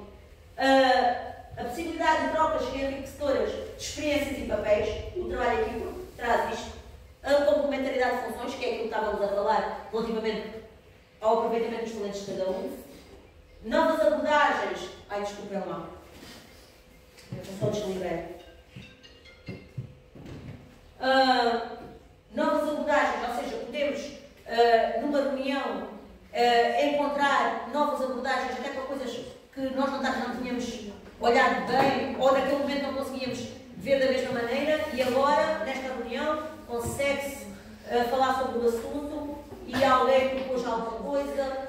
Portanto, ao fazermos as reuniões de serviço, ao decidirmos democraticamente, o líder, ao mesmo tempo que envolveu toda a gente e comprometeu toda a gente na tomada de decisão, quando a coisa não funcionar, não vão dizer que a culpa é do líder.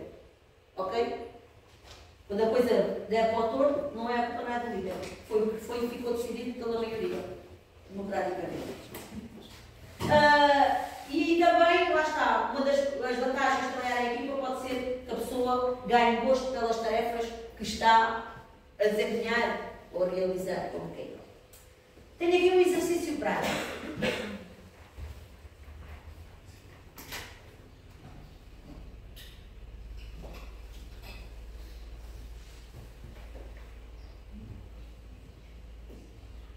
Isto é o típico conflito. Portanto, duas irmãs com um grande talento para a culinária desejam a mesma laranja. Como gerir este conflito?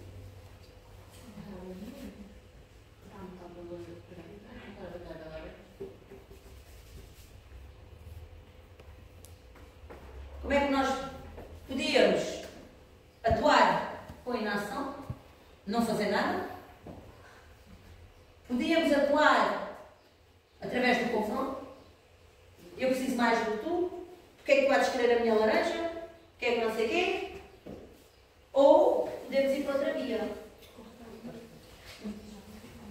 E será que cortar iria satisfazer as necessidades de cada uma delas? Se houvesse uma conversa, sim. Diálogo. As duas precisam da laranja, só tem uma, vai ter que dividir. Senão, uma vai ficar sem e vai ser própria de duas, senão as irmãs. Aí para trás, o que é que acham? Para avançar.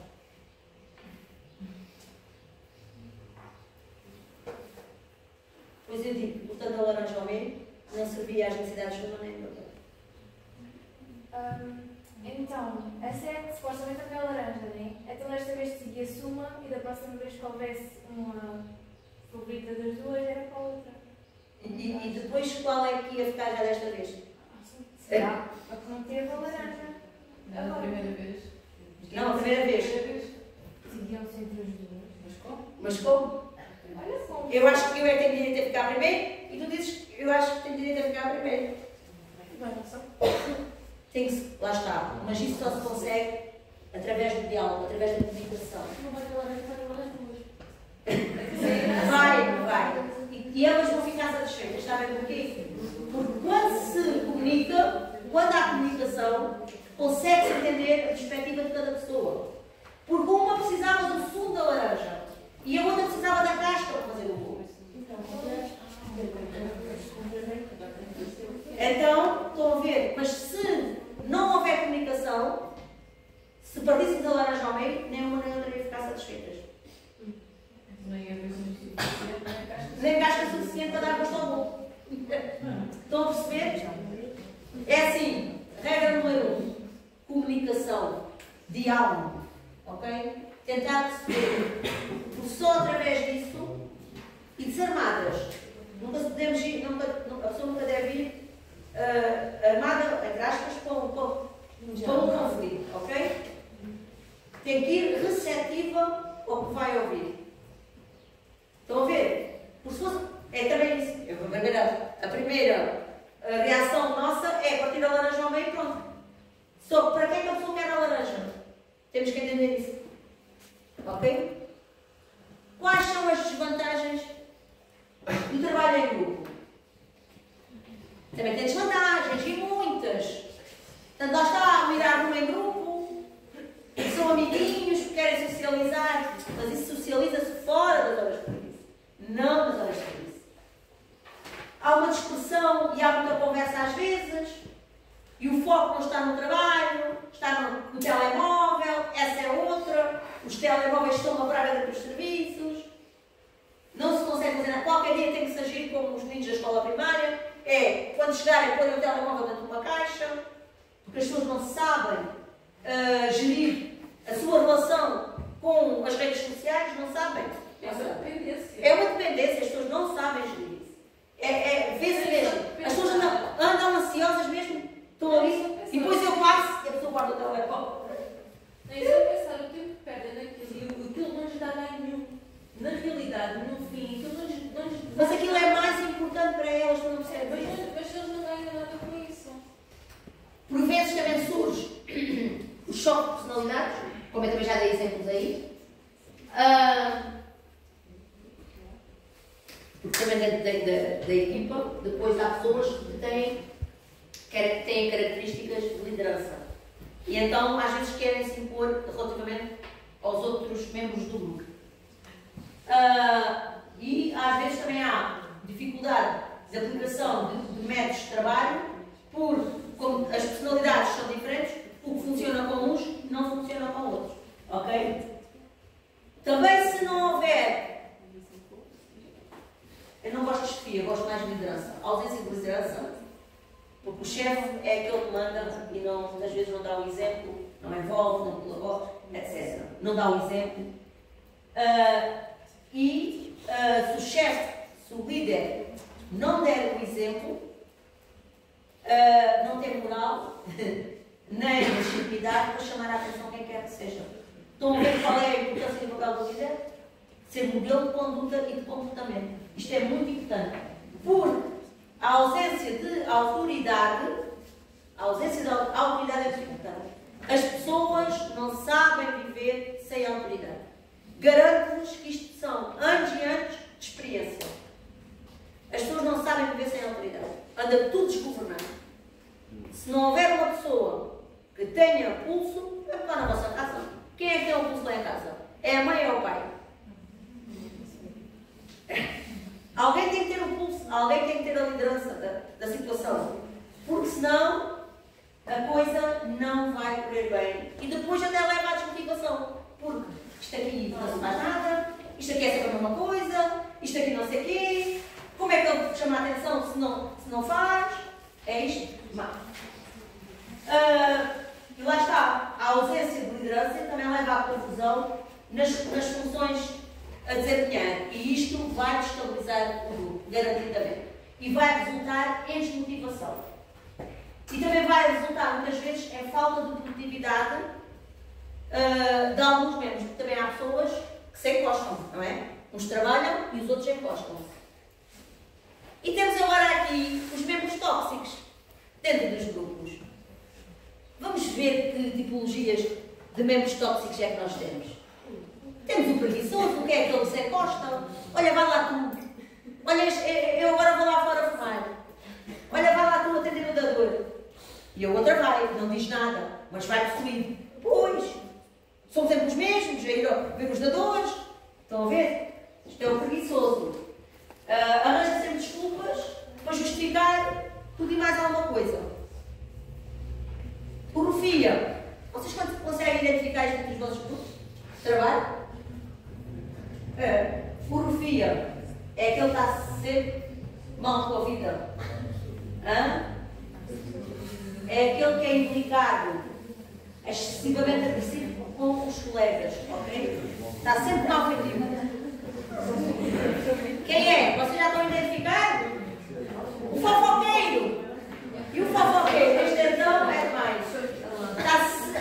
Sabem o que é que eu digo? Sabem o que é que corre mais rápido dentro do serviço? É a fofoca do conhecimento. A fofoca anda sempre à frente do conhecimento. Porque é assim, eu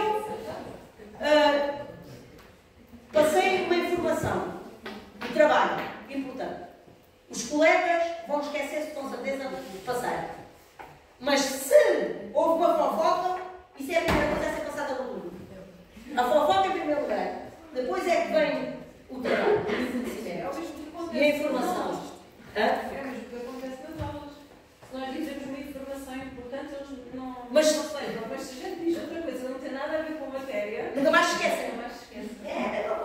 Isto é... E depois temos quem é que é o lobo solitário. Aquele que acha que consegue fazer tudo sozinho.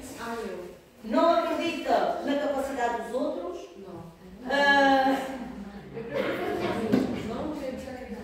Mano, isso não, mas não é, estás a ver? Isso não é um bom exemplo. Porque futuramente tu não vais trabalhar sozinha. E vais ter de te adaptar. Porque o trabalho em equipa requer capacidade de adaptação. É isso que vos põe à prova. Olha, é assim. Sabem uma coisa que eu... antigamente houve uma altura em que nós fazíamos noites de 2 a 2. E então eu punha uma pessoa mais velha, com mais experiência, e outra mais nova, que tinha mais capacidade de trabalho. Ok? Então estas duas pessoas pus uma das mais velhas com uma das mais, e todas as equipas eram assim. E isto funcionou lindamente.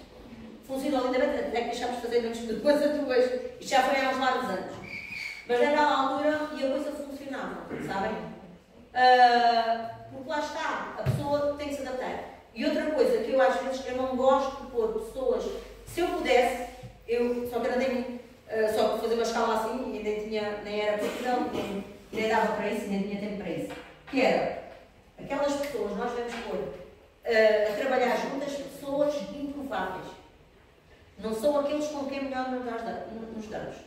Porque isso obriga a abrir para aquela pessoa. E a ter depois uma relação diferente com aquela pessoa. Trabalhar com aquela pessoa, pronto, às vezes também pode ter um efeito contrário, mas geralmente isto até é uma tática que resulta. Costuma resultar. É a mesma coisa, imaginem, se nós formos a uma formação e formos com pessoas conhecidas, lá nessa formação nós só estamos com aquelas pessoas, nem nos abrimos às outras pessoas do grupo. Se formos sozinhos, certamente vamos estabelecer relação com as outras pessoas, obrigatoriamente. Não podemos estar sós. Até que se nos mandarem fazer algum trabalho ou assim. Estão a ver? Por isso é que eu acho muito importante, e eu gosto de fazer isso, é de pôr as pessoas mais improváveis ou que não tenham tanta ligação a trabalhar juntas. Eu adoro fazer isso. Adoro. Elas é que não sabem muito disso. Mas eu adoro fazer isso. Que é para obrigar a interagir. E depois acaba por ficar com outra relação. E eu tive essa experiência quando eu tinha as pessoas nas noites. Porque há relações de pessoas que ainda hoje, por causa daquela parceria que se criou ali, que ainda perduram. E eram pessoas que não tinham nada a ver. Ok? Pronto. Então, isto é a tipologia do lobo solitário. Também podemos ser assim, fechados. E depois, também temos aquele que sabe tudo. Não seja o que sabe tudo, mas seja o que implementa tudo o que sabe. Ok? Humildade. Mais uma vez, a humildade. Esta pessoa não é humilde para reconhecer o conhecimento e a experiência dos outros. Ok? Não há um membro desses lá do nosso grupo? O que sabe tudo?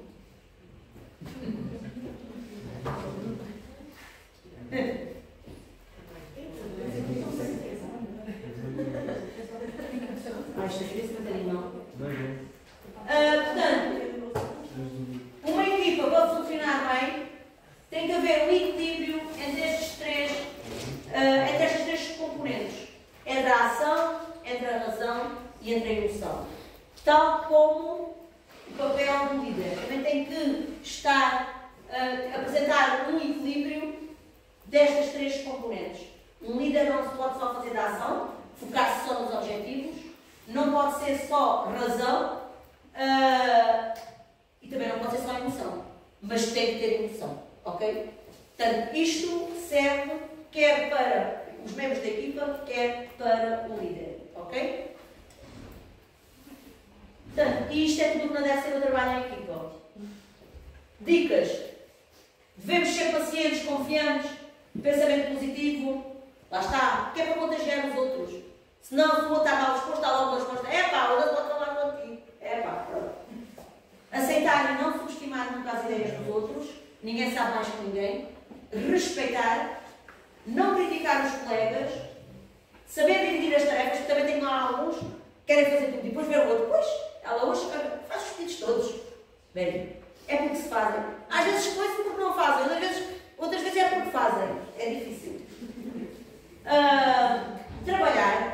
todos trabalhar, serem participativos e solidários com os colegas e com o serviço, aproveitar o trabalho em equipa, porque isso é sempre, até para o nosso crescimento pessoal, nós aprendemos com isto certamente, e ter boa disposição e irradiar energia. Ok? Muito obrigada pela vossa atenção. Desculpem se vos passei muito. Querem dizer alguma coisa? Coitadinha de mim, não é? Coitadinha de mim. Se forem para o serviço da professora Serena, façam o favor de fazer a vida negra. Não me chatearem. Sejam flexíveis, sejam disponíveis. Tem que ter uma capacidade, né? Tem. E nunca se aprende. Nunca se aprende. Nunca se aprende. É um trabalho que isso nunca está feito. Por mais formações que eu faça sobre recursos humanos, por mais autoconhecimento, é muito difícil. Digo-vos mesmo, por experiência própria, é muito difícil. Gerir recursos humanos. E depois a pessoa acaba também por levar estas coisas para casa. Estes constrangimentos e estes conflitos que há no serviço, tanto levam os membros da equipa para casa, como levam o líder. Ok? Cada um na sua dimensão. Mas cada um leva para casa. Peço desculpa se vos dei um bocadinho de seca, mas pronto, é bom que vocês. Mas vocês não era agora que deviam ter esta aula. É próximo da entrada no mundo laboral. Que era para vocês poderem falar lá.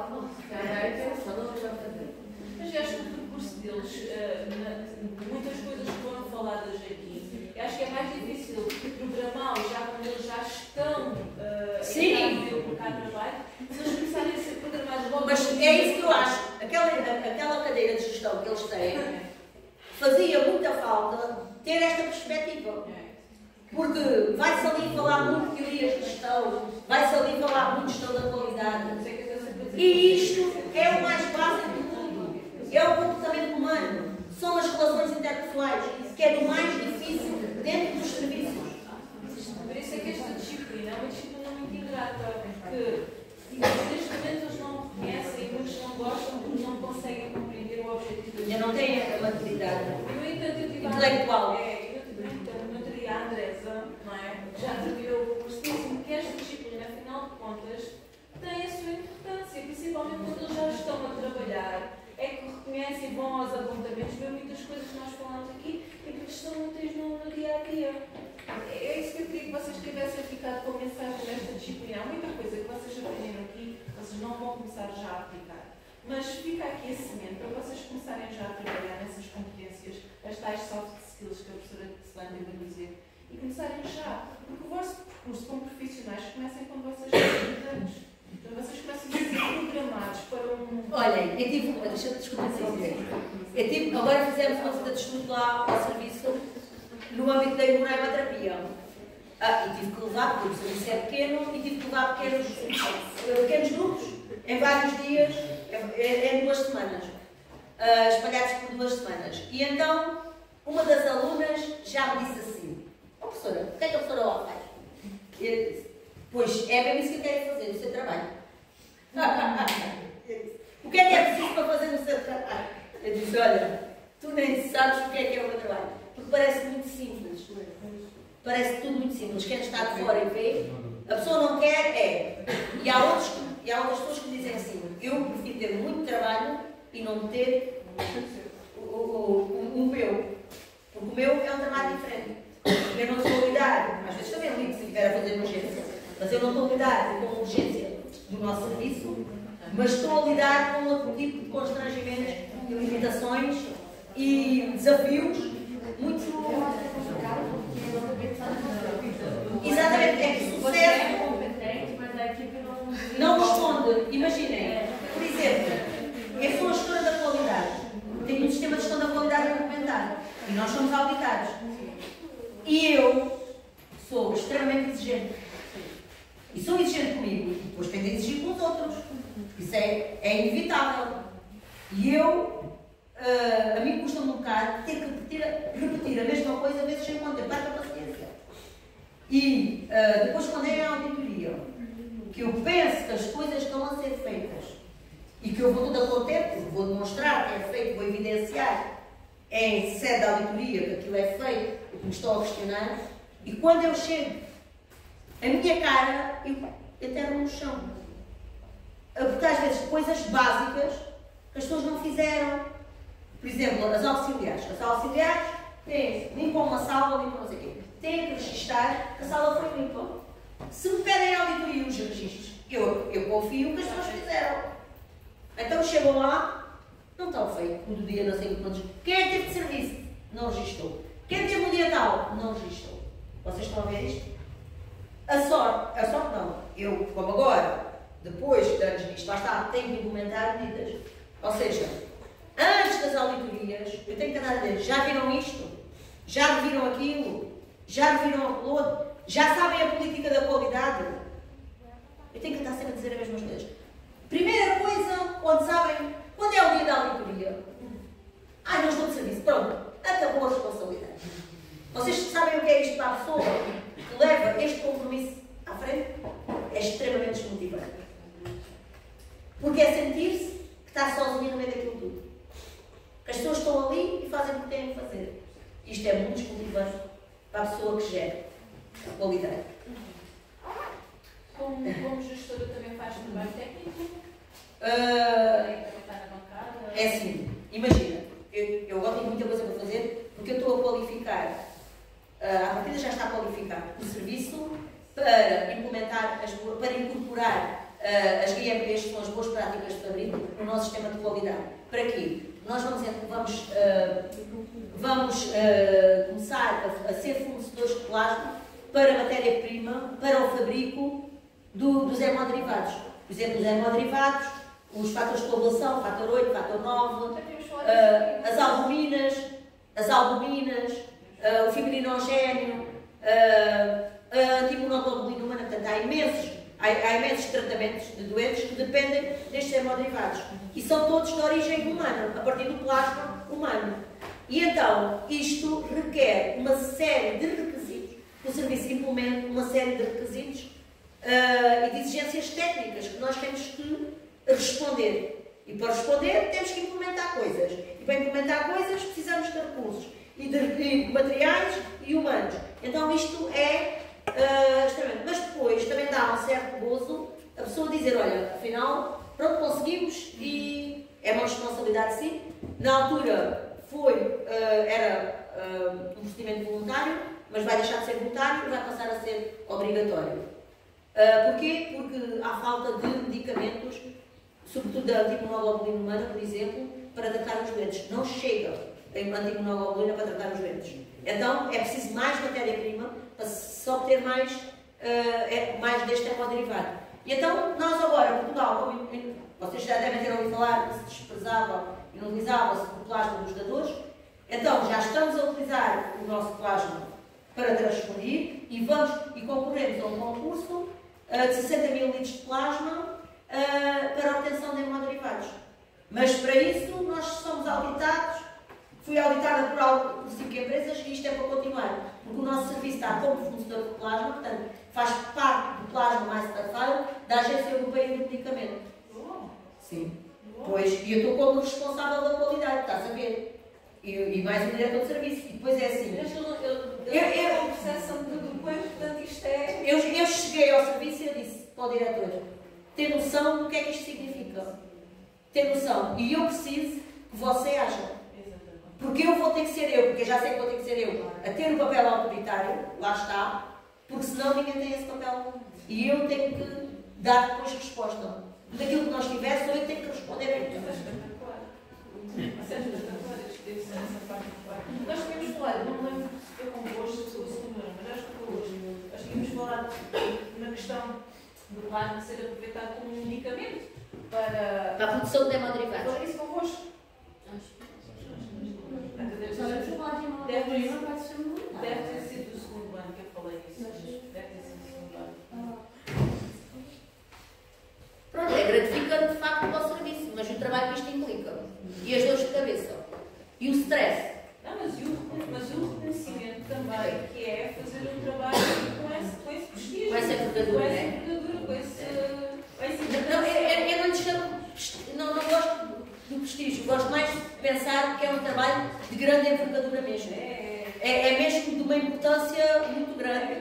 Porque isto, se houver alguma coisa... Um profissional da nossa área, que eles vão aprender, estar envolvido numa coisa tão importante.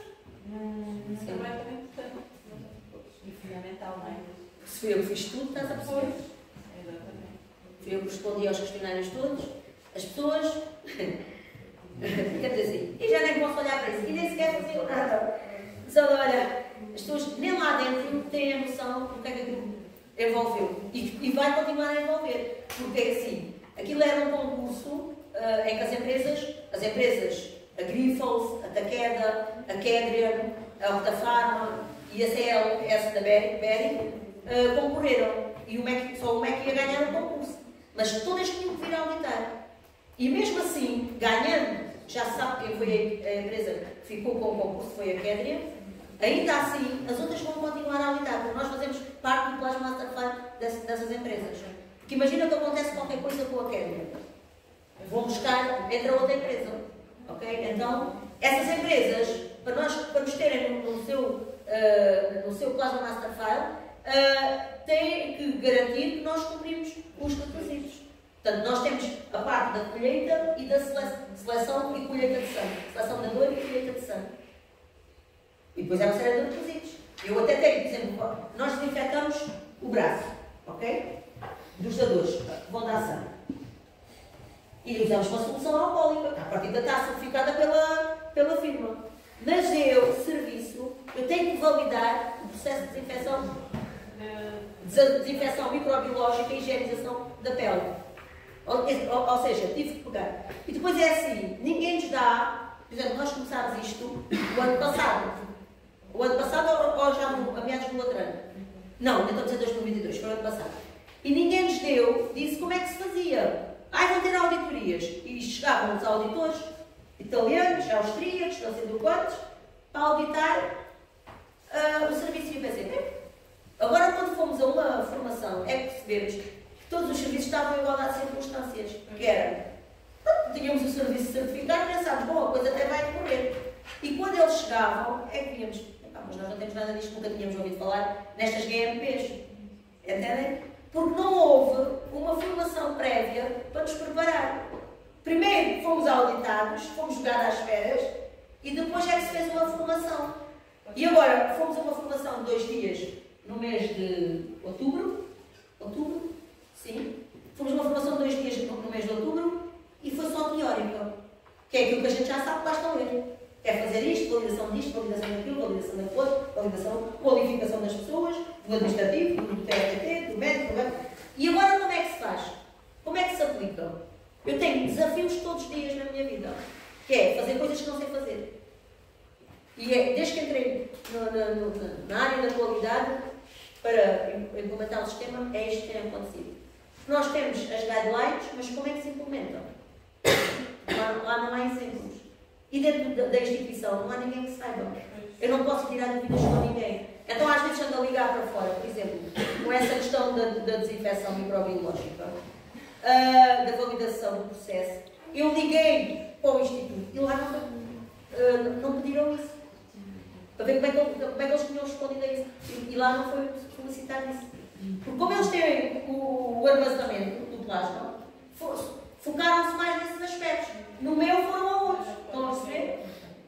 E então é isto que eu tenho. E agora, e depois dessa formação houve pessoas que puseram dúvidas, mas a formadora fazia assim porque a área dela não é um sangue. É do medicamento. É da área do medicamento. E então, agora parece que vamos ter outra, estão a ver, fizemos tudo ao contrário. A formação devia ter sido antes, mas já estamos habituados a isto. Tem alguma pergunta a fazer? Demorei mais um pouco.